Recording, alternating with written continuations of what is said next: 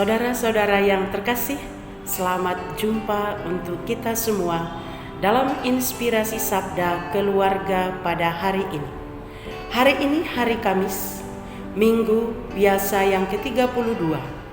Bahan renungan kita diambil dari Injil karangan Lukas. Lukas bab 17 ayat 20 sampai dengan 25. Kedatangan kerajaan Allah. Atas pertanyaan orang-orang Farisi, apabila kerajaan Allah akan datang, Yesus menjawab katanya, kerajaan Allah datang tanpa tanda-tanda lahiriah. Juga orang tidak dapat mengatakan, lihat, ia ada di sini atau ia ada di sana. Sebab sesungguhnya kerajaan Allah ada di antara kamu. Dan ia berkata kepada murid-muridnya, akan datang waktunya, kamu ingin melihat satu daripada hari-hari anak manusia itu, dan kamu tidak akan melihatnya. Dan orang akan berkata kepadamu, lihat, ia ada di sana. Lihat, ia ada di sini. Jangan kamu pergi ke situ, jangan kamu ikut. Sebab sama seperti kilat memancar dari ujung langit yang satu ke ujung langit yang lain, demikian pula lah kelak halnya anak manusia pada hari kedatangannya. Tetapi ia harus menanggung banyak penderitaan dahulu dan ditolak oleh angkatan ini. Demikianlah Injil Tuhan. Terpujilah Kristus. Saudara-saudari yang terkasih, tema renungan kita pada hari ini, sebab sesungguhnya kerajaan Allah sudah ada di antara kamu.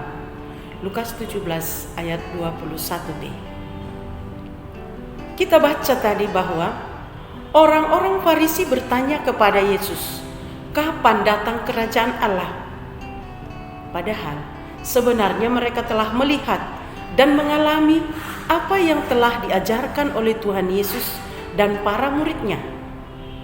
Tetapi mereka masih meminta tanda yang lain. Mengapa demikian? Karena mereka mengharapkan bahwa kerajaan Allah itu adalah secara politik dan mengharapkan ada seorang raja di atas segala raja.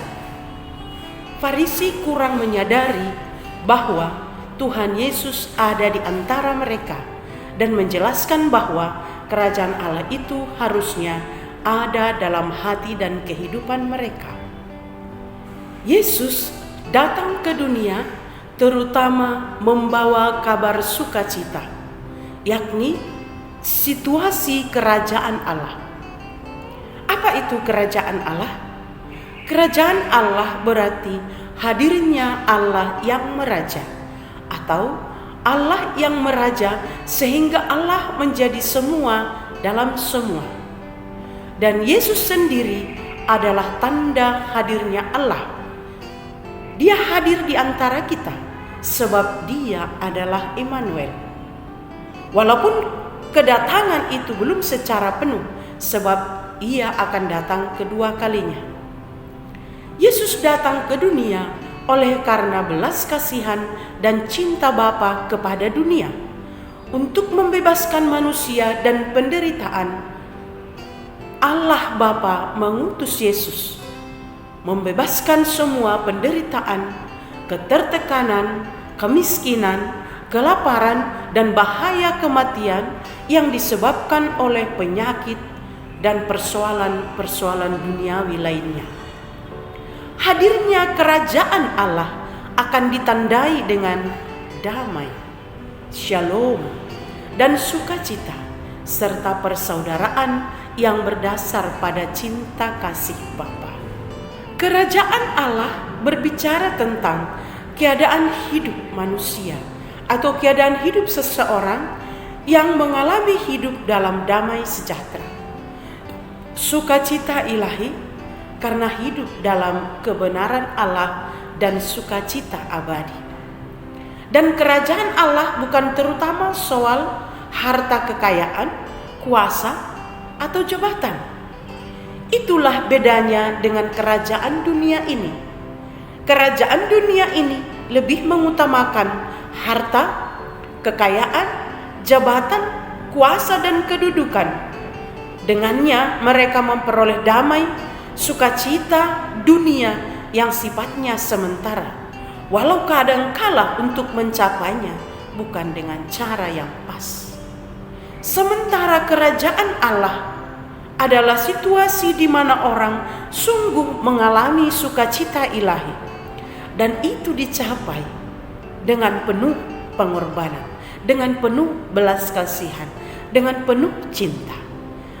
Itulah sebabnya Allah mengutus Yesus putranya yang tunggal ke dunia oleh karena cinta kasihnya kepada dunia. Cinta, itulah situasi kerajaan Allah. Tugas kita pengikut Kristus adalah ikut meneladan Yesus Kristus.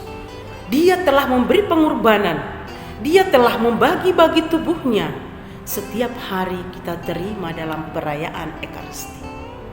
Tugas kita pengikut Kristus adalah mewujudkan kerajaan Allah pada zaman ini lewat tindakan yang serupa atau menyerupai Yesus Kristus. Tentu kita tidak bisa melakukan hal yang ajaib atau mujizat-mujizat seperti yang dilakukan oleh Yesus. Tetapi kita bisa melakukan hal-hal yang sederhana. Bagaimana supaya situasi ini situasi damai, situasi kerajaan Allah? Contohnya, ada banyak orang Kristen, ada banyak umat dari gereja kita yang pergi mengunjungi rumah sakit, mengunjungi orang sakit, mengunjungi orang yang dipenjara, membantu anak-anak di panti asuhan, membantu orang-orang miskin dan orang yang membutuhkan. Membentuk atau menciptakan kerajaan Allah ikut merasakan perasaan atau pengalaman yang dialami oleh sesama. Berduka cita dengan orang yang berduka cita, tertawa dengan orang yang tertawa, menangis dengan orang yang menangis. Ikut berbelas kasihan, ikut memiliki belas kasihan, dan bukan ikut-ikutan, ya. Bentuk situasi kerajaan Allah adalah situasi damai, shalom yang berdasar pada kasih ilahi. Bagaimana situasi kerajaan Allah ini ada di dalam keluarga kita masing-masing? Intinya adalah pelayanan kasih. Intinya adalah pengorbanan. Intinya adalah berbagi kasih.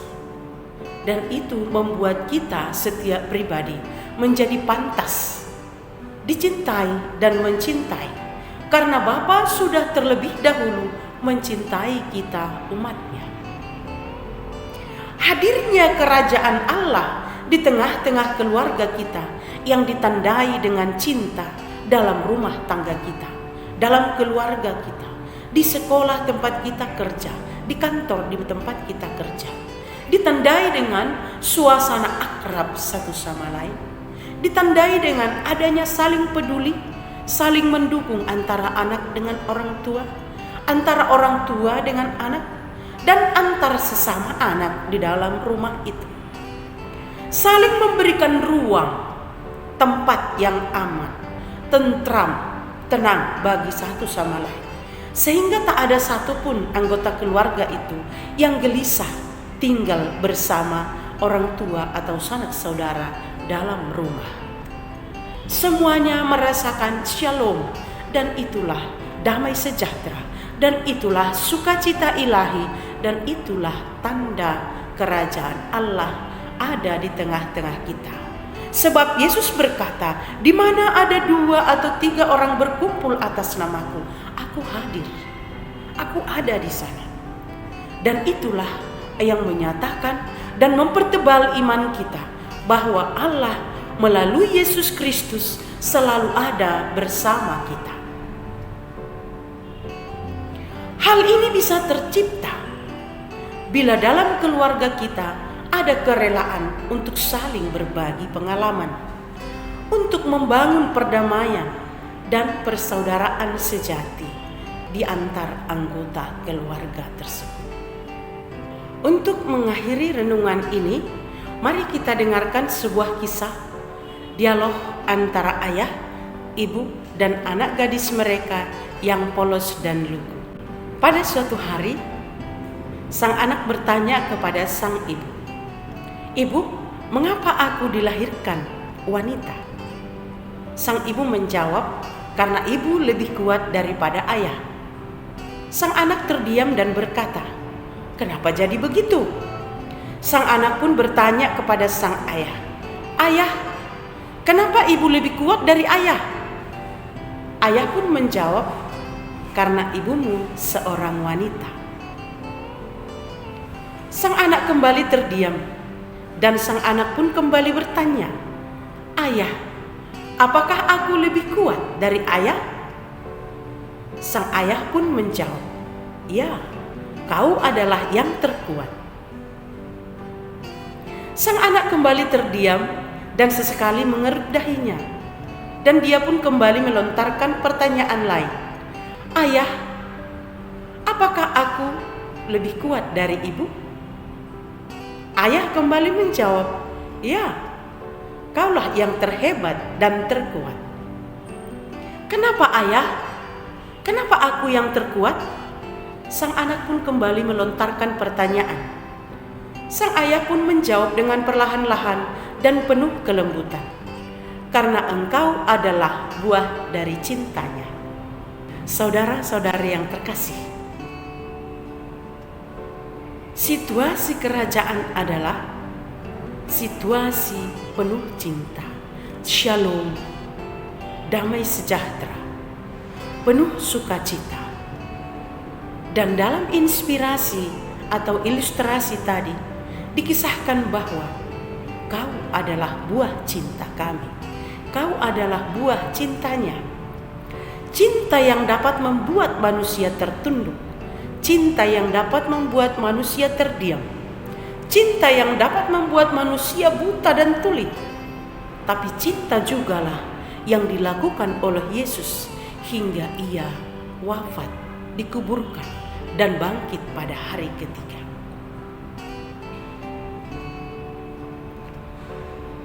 Cinta adalah yang membuat kita bahagia. Dan kebahagiaanmu, kata bapaknya kepada gadisnya lagi, kebahagiaanmu adalah kebahagiaan kami. Tawamu adalah tawa kami. Tangismu adalah tangis kami. Dan cintamu adalah cinta kami. Dan sang anak pun kembali bertanya, "Apa itu cinta, ayah? Apa itu cinta, ibu?" Sang ayah dan ibu pun tersenyum dan menjawab, Kau adalah cinta kami. Kamu dan aku adalah cinta." Syair dari Khalil Gibran.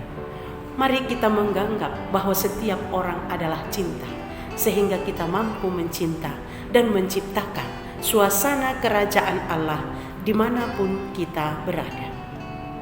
Sesungguhnya kerajaan Allah sudah ada di antara kamu. Cintailah dan bercintalah.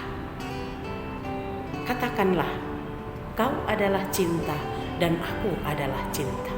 Kita semua adalah cinta, sehingga suasana kerajaan Allah tercipta. Demikian saudara-saudara yang terkasih, semoga Shalom, Tuhan memberkati kita semua.